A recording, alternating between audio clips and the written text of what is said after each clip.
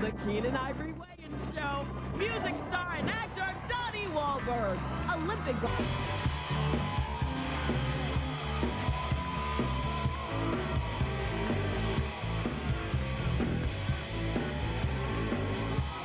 And we're back. Now, my first guest sold over 50 million records as a member of New Kids on the Block. Most recently, you saw him act opposite Mel Gibson in the blockbuster Ransom. Take a look. Get back in the f***ing car! Now throw out the keys. Give me the money, man. Give me the address. Give me the f***ing money, man. Do you want to see a kid again, man? Then give me the money. Damn it, give me the address. Damn you. Now, currently, he's starring in the ABC TV movie Taking Up the Pelham 1, 2, 3. And please welcome the multi-talented Donnie Wahlberg.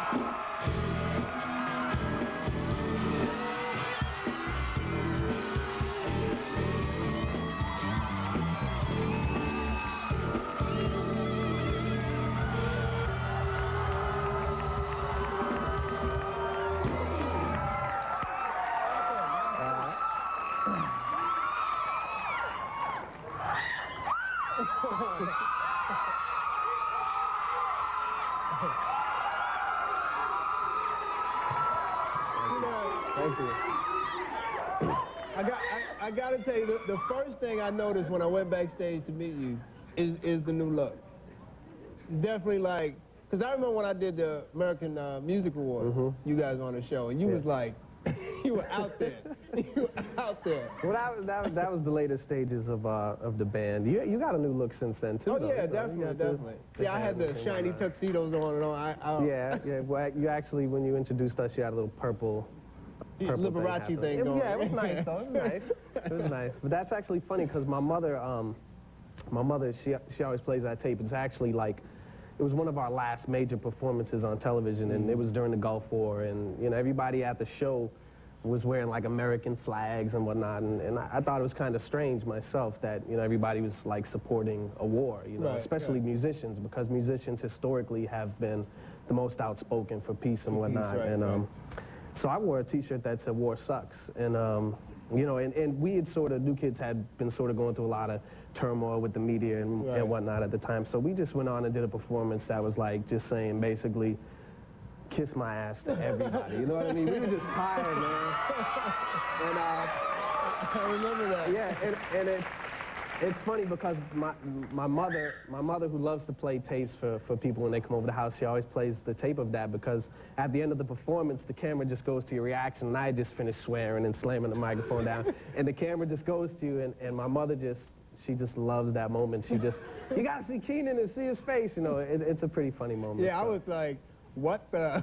I was like, yo, they've lost their mind. It was definitely out there. But go ahead. No, I was gonna say, but I mean, you know, you guys, as a group, were one of the biggest groups in history. I mean, you sold 50 million albums. You made like $115 million, and all at a relatively young age.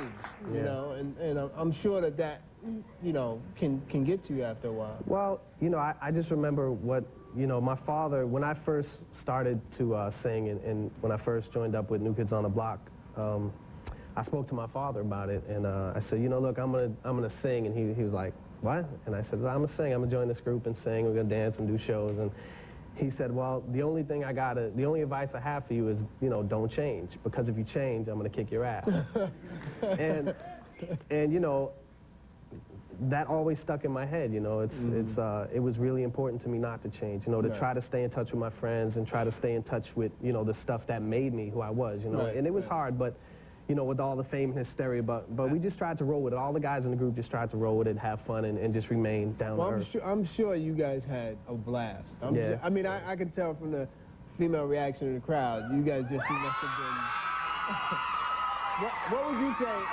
What would you say is the most outrageous thing a female fan has ever done? Well, we used to have fans doing everything. I mean, we have fans, you know, climbing up balconies, riding on top of our tour bus, you know, taking their clothes off, like driving on the highway with their clothes off. But probably the craziest thing happened out here. We were playing at Magic Mountain, and it was one of our earlier performances. We didn't really know that we had a lot of fans yet at this point, so we just going to Magic Mountain, thinking we're doing a little show, and the crowd was like, the place was packed, the crowd was going crazy, and in the front they had all these, you know, handicapped kids. It was a special section roped off for people in wheelchairs and stuff, and I went down to sing to a girl in a wheelchair, and she jumped out the wheelchair and attacked me and grabbed me and, you know, climbed up on stage with me, and she's running around, and you know, as it turns out, she faked the whole thing. You know, she got the credentials and stuff and came in, and that's pretty cool. Did you I heard you actually hung out with her? Yeah, well, you know, I always tried to keep it, you know, with fans and stuff, I always tried to act as if that was me, you know, if I was like when I was little, I loved Run DMC, you know what I mean, and you know, I sort of acted like, well, you know, what would I have done to go see Run DMC, and what would I have hoped to have happened had I met them, and for a girl like that who would go through all that trouble just to try to meet me, I mean, you know, I grew up on food stamps with no money, with nothing, me and my 8 brothers and sisters, I mean. So you just had to hit it, you know? Nah, well, you know. I mean, what would I have wanted? you know I'm teasing you. Well, now, you know, we did a little bit. Oh, yeah, I know you guys had a good time. But now, I mean, you know, you're making a transition into acting now. I saw Ransom, which was a great performance. It was part of the ensemble, but definitely a standout, you know.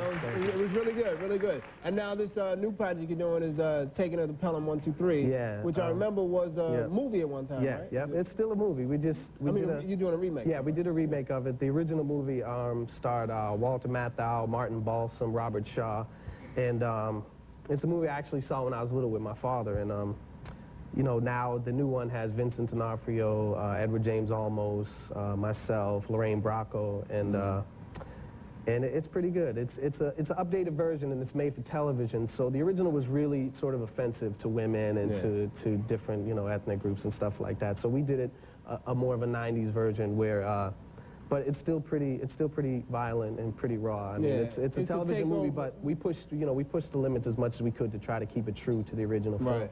I believe it's a takeover of Train. Yeah. That's in New York, the Pelham 123. I think we got a clip. Let's take a look at this.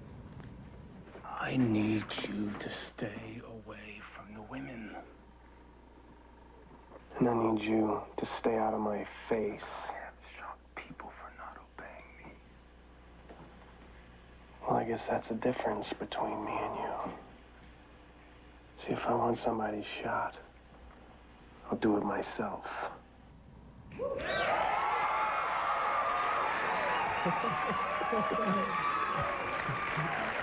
You like the intense stuff? I like the intense stuff in this film.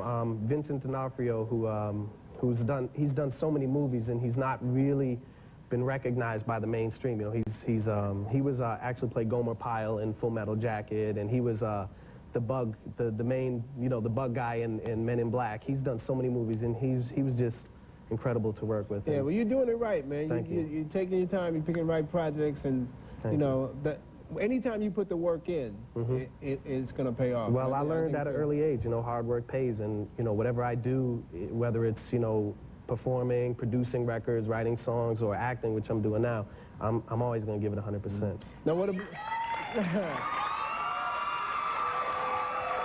about on the music side? Are you going to be doing anything else? Music right now is sort of like, acting was what I did before New Kids on the Block. I actually, you know, studied theater in high school for 4 years, and I sort of put it aside to do the music stuff. So I'm sort of getting back to that now, but music is always going to be inside me. I have a studio in my house, and I'm actually producing songs for a couple of the guys from New Kids on the Block. Well, I have something that I know it's going to make you laugh. I found this. This was part of the merchandising.